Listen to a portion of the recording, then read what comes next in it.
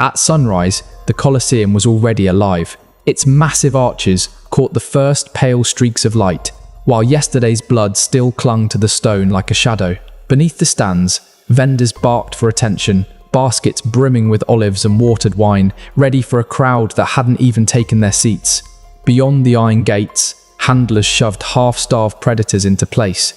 Lions with ribs jutting through their fur, elephants stamping in rage, panthers raking their claws against the bars. From the tunnels came the sharp clang of swords, not practice swings, but tests for the day's killing steel. And over it all, a low hum swelled into a roar, tens of thousands of Romans pouring in, hungry for the thing their empire perfected better than anyone: death, dressed up as entertainment. The Roman arena wasn't just sport. It was a laboratory for cruelty. Emperors flooded the sand to stage naval battles, starved wild animals to heighten suspense, and forced prisoners to act out myths that ended with very real corpses. None of this was accidental. It was policy woven deep into Rome's machinery of control. Cheering from the stands wasn't harmless. It was loyalty, shouted loud enough to echo through history. And today, we're stepping straight into that shadow. These are the most brutal, most inhumane arena acts that went too far, even for Rome. From blood-soaked funeral rites to executions dressed as theatre, we'll uncover how an empire built its glory on turning suffering into applause. Before we dive in, hit subscribe so you don't miss our next descent into history's darkest corners. Now, take your seat. The gates are creaking open. The first gladiatorial combat in Rome didn't begin with golden fanfare or emperors in royal purple. It began at a funeral. In 264 BC, the sons of Decimus Junius Brutus Scaeva chose not to honor their father with statues or prayers, but with blood. They armed 3 pairs of slaves and sent them to fight to the death in the Forum Boarium, a cattle market thick with the stench of dung and smoke. This wasn't entertainment. It was duty, munus, an obligation owed to the dead. Its roots stretched far beyond Rome. In Campania, warriors were slain at graves to appease restless spirits. Over time, killing shifted to combat. The dead no longer demanded random victims, but duels between chosen men. The Samnites, once Rome's bitter enemies, held such contests often, and Roman elites embraced the custom eagerly. Burying a man with treasures showed wealth. Burying him with a blood-drenched spectacle proved power. But funerals were only the beginning. By the 3rd century BC, Rome's leaders saw how these fights could do more than honor ancestors. They could steady politics. Religious festivals, once solemn offerings to Jupiter, began featuring gladiators. The Senate framed it as piety, but the crowd knew the truth: state-sponsored violence designed to keep the people loyal. Even the armor told stories. Early fighters wore the shapes of conquered foes: the Samnite with his heavy shield, the Thracian with a curved blade, the Gaul with a broad sword. Watching them bleed was watching Rome's victories replayed, slash after slash. Death became propaganda, and as blood spilled, the venues grew. Temporary wooden stands gave way to permanent amphitheatres, temples to violence where thousands gathered. The games no longer belonged to grieving families, they belonged to the state. Each drop of blood whispered the same message. Rome commanded men, armies, even death itself. No one then could have guessed how far it would go. What started as ritual sacrifice morphed into theatre, and duty became obsession. Rome had discovered a new weapon power over not just the living, but the meaning of dying. And once unleashed, it never closed that door. The crowd's roar wasn't reserved for men. Sometimes it thundered for beasts hauled from the farthest edges of the known world. Lions from North Africa, leopards from the Caucasus, crocodiles from the Nile, even giraffes dragged across deserts. They weren't displayed as wonders of nature, but condemned as prey in a carnival of slaughter. Romans called these shows venations, hunts. They weren't about survival, but about domination. Proof the empire could trap the wild and destroy it for pleasure. Julius Caesar set the tone in 46 BC, parading a giraffe, the first ever seen in Europe. They called it a camelopard, half camel, half leopard, because Rome had no name for such a creature. It didn't matter. The animal wasn't admired. It was thrown into the sand to be torn apart. The message was unmistakable. If Rome could seize the strangest beasts alive, it could conquer anything. The slaughter only grew. When the Colosseum opened in AD 80, Emperor Titus reportedly oversaw the deaths of more than 9,000 animals in one festival. Archaeologists have found bones etched with marks of deliberate starvation, evidence that lions and bears were weakened beforehand to ensure a quick, bloody kill. Even elephants, once the terror of Roman legions under Hannibal, were herded into the arena and butchered for cheers. Behind the scenes, logistics were part of the theatre. Exotic creatures had to be trapped, hauled across deserts, kept alive just long enough to meet their doom. Caravans dragged chains through scorching sands, delivering victims to a city that demanded fresh blood with every sunrise. Caravans dragged cages across deserts, fleets floated them down the Nile, and handlers risked their lives just to deliver living trophies to Rome. Seeing a panther in the wild was dangerous enough. Watching one explode from a cage in front of 50,000 screaming spectators, that was power made visible. Every creature was a living souvenir of conquest, proof that the empire's reach knew no limits. Some emperors made these hunts their own private stages. Commodus, Rome's most flamboyant showman, strode into the arena dressed as Hercules, slaughtering hundreds of animals himself. He wanted to look like a god among beasts, but everyone could see the truth, a fragile ego with a bow. The hunts were often rigged, animals were chained, maimed, or half-starved so the emperor could bask in a guaranteed victory.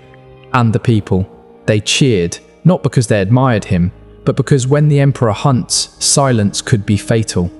Behind the cheers, a quieter tragedy unfolded. Ancient writers like Pliny the Elder warned how rare species vanished from their homelands after decades of Roman slaughter. Lions, leopards, and even elephants were pushed toward extinction to feed the empire's appetite for spectacle. The Colosseum wasn't just a theatre of death, it was an ecological wrecking ball. But for Rome, extinction didn't matter.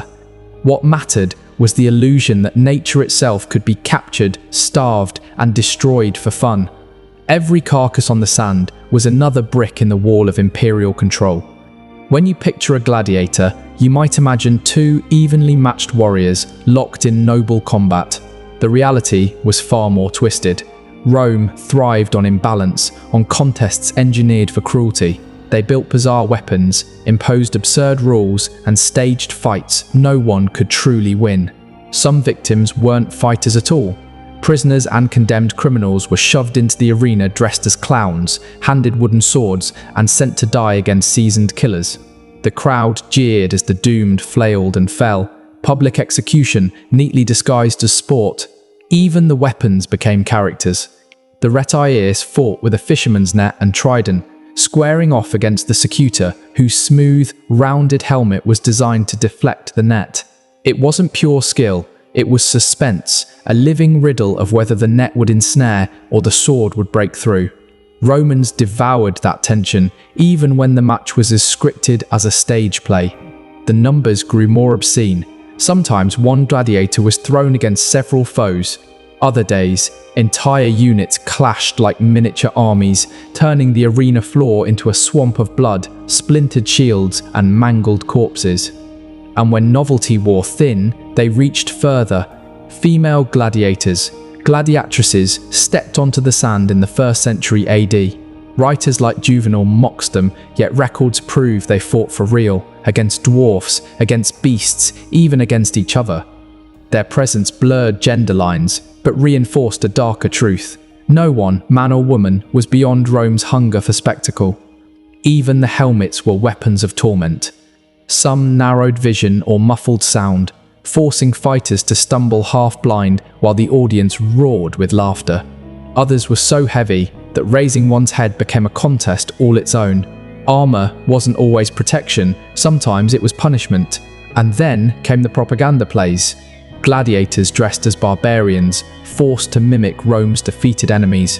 Their inevitable loss reminded everyone that the empire always prevailed. Every mismatch, every exotic twist, every gender-bending stunt was carefully designed to keep crowds shocked, obedient, and begging for more. The Colosseum never settled for repetition. it invented new cruelties, always hunting for the next thrill. By midday, once the morning duels had soaked the sand and the crowd started to fidget, the arena shifted gears. Combat gave way to theatre, with death at centre stage. Romans called it damnatio ad bestias, condemnation to the beasts. For the condemned, it wasn't a trial, it was a script they had no power to refuse. Criminals, deserters, rebellious slaves, prisoners of war, they all became unwilling actors in an execution disguised as myth. Each victim's punishment matched their crime. Thieves torn apart by wolves, arsonists burned alive, traitors thrown to lions. Every scene was a morality play written in real blood. And the scale could stagger belief. During Emperor Trajan's celebrations after his Dacian victory, thousands of captives were slaughtered over 103 relentless days. It wasn't random carnage.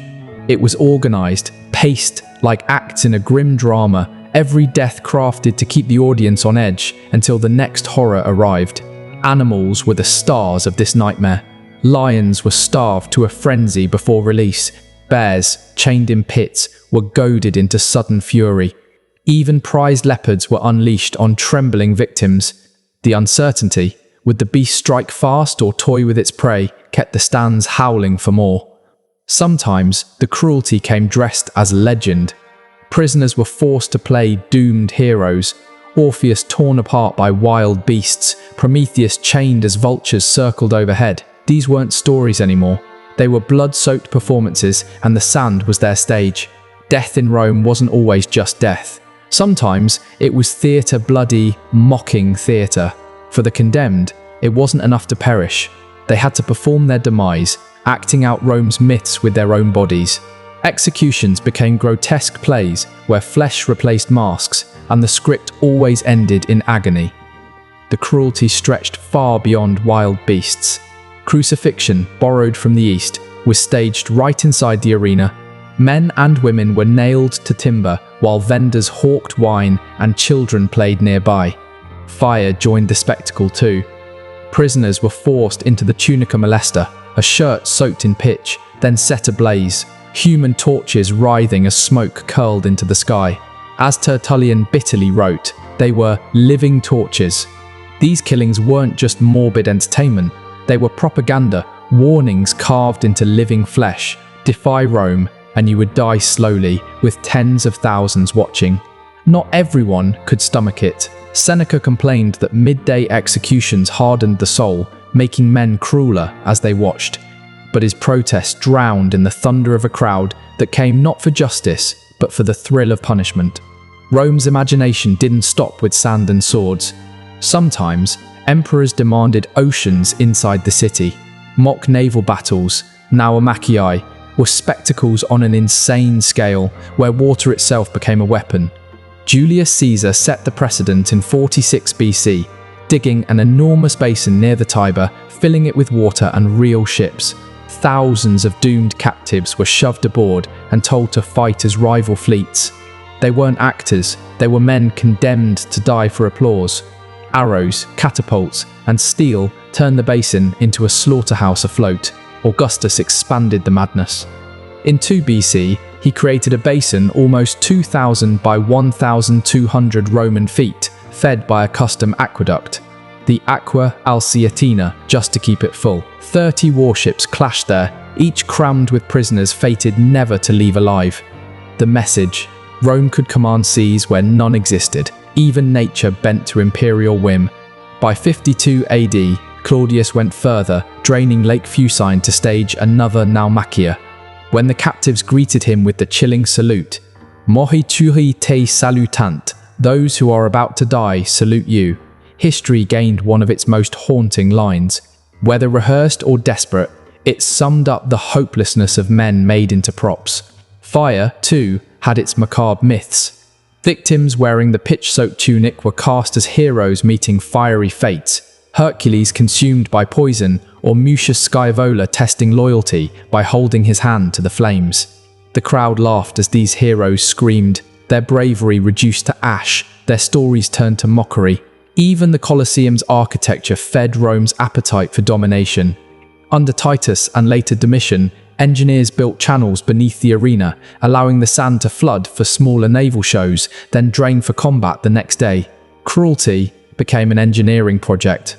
Water, fire, flesh, everything was a prop in Rome's theatre of control.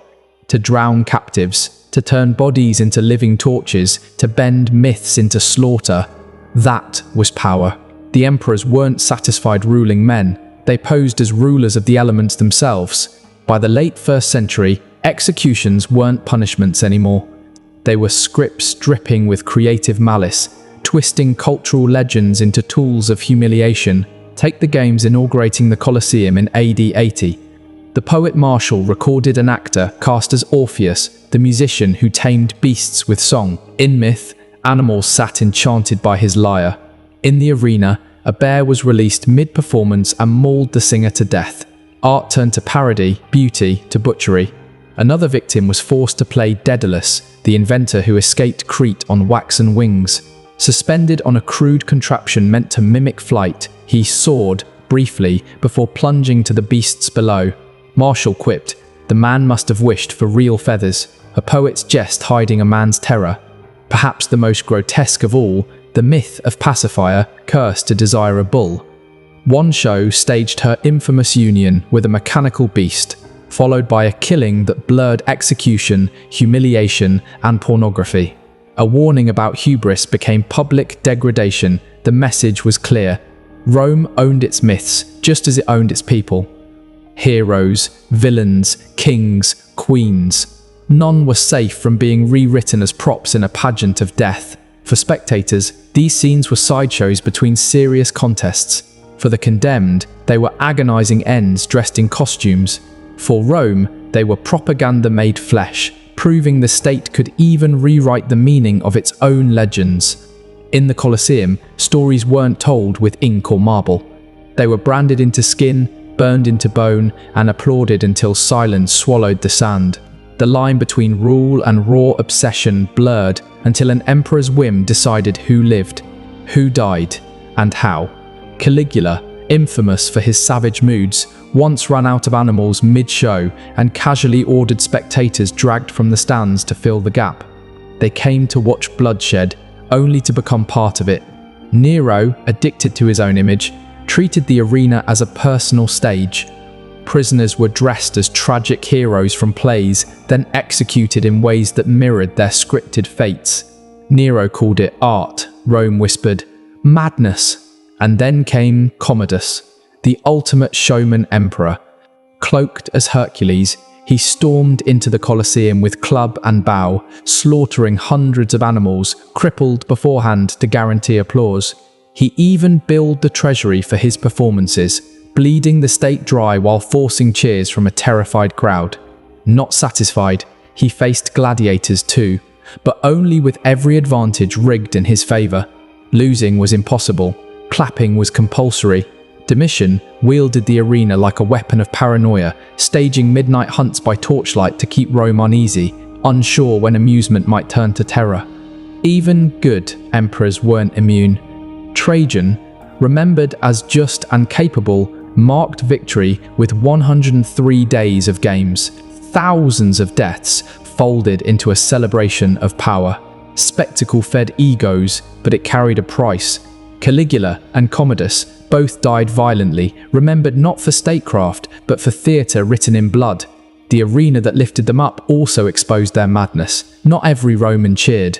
Philosophers, poets, early Christians left a quieter record, one that saw rot beneath the marble. Seneca confessed the midday executions hardened him, stripping away empathy rather than purifying the soul. Violence, he warned, seeped past the arena walls, poisoning daily life. Cicero, decades before, praised bravery yet condemned cruelty for cruelty's sake, though even he admitted the mob demanded games as proof of generosity. To govern meant feeding the beast. For Christians, the amphitheatre was both persecution and proof. Those who refused to renounce their faith were thrown to lions or burned alive, their deaths twisted into mass entertainment. Tertullian called the shows seedbeds of cruelty, indicting an empire that cheered injustice as sport. Economically, the games devoured fortunes. By late empire, rulers bankrupted themselves chasing spectacles grand enough to outshine predecessors. What once flaunted strength became an act of desperation. Culturally, the appetite dulled Rome's edge. Citizens